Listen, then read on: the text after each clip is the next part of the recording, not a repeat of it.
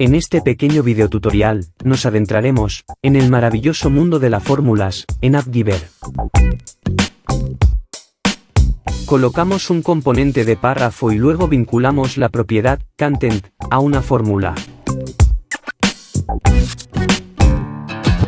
Esto abre, en una pantalla emergente, el editor de fórmulas.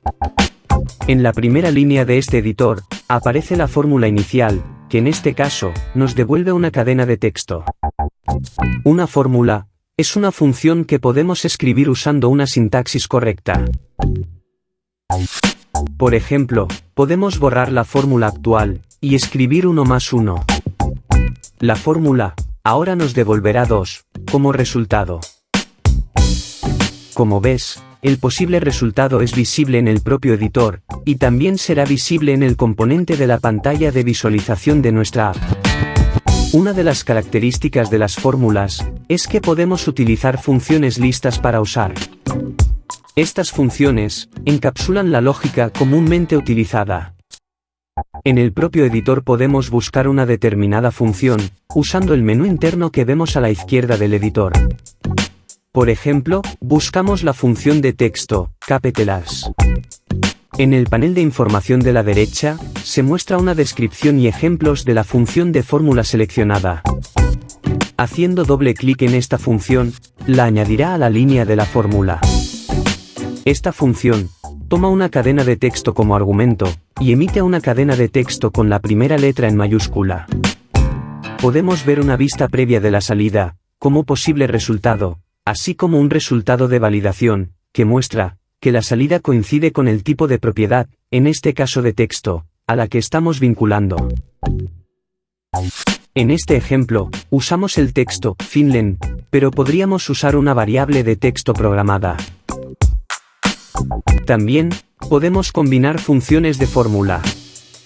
Por ejemplo, podemos utilizar la función capitalice para utilizar la salida de esta función como entrada de otra función, por ejemplo, truncate, que limita el texto a un cierto número de caracteres. Las funciones de fórmula se evalúan comenzando por las más internas. Además, podemos trabajar con datos más complejos. Por ejemplo, introducimos un objeto con dos propiedades. En este caso, nombre y teléfono.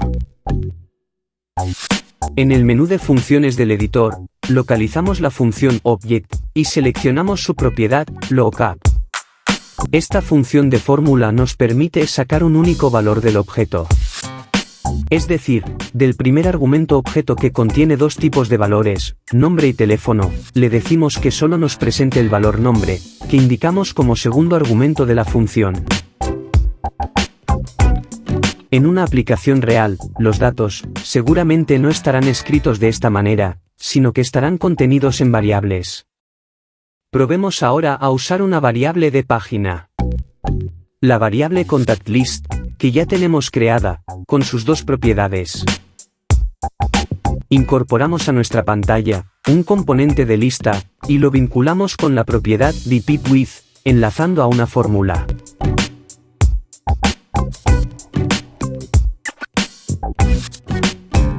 Añadimos la variable de página creada, que puedes seleccionar desde el propio editor.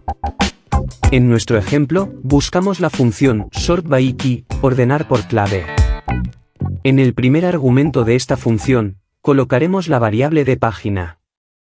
En el segundo, le diremos que seleccione los datos de la propiedad name. Y en el tercer argumento, decidiremos que ordene en sentido descendente, al indicarle la clave desc. Grabamos los cambios realizados. Ahora, configuramos las propiedades de las etiquetas, label, del componente, para que aparezcan el nombre y el teléfono respectivamente. Grabamos y visualizamos nuestra aplicación en vista previa.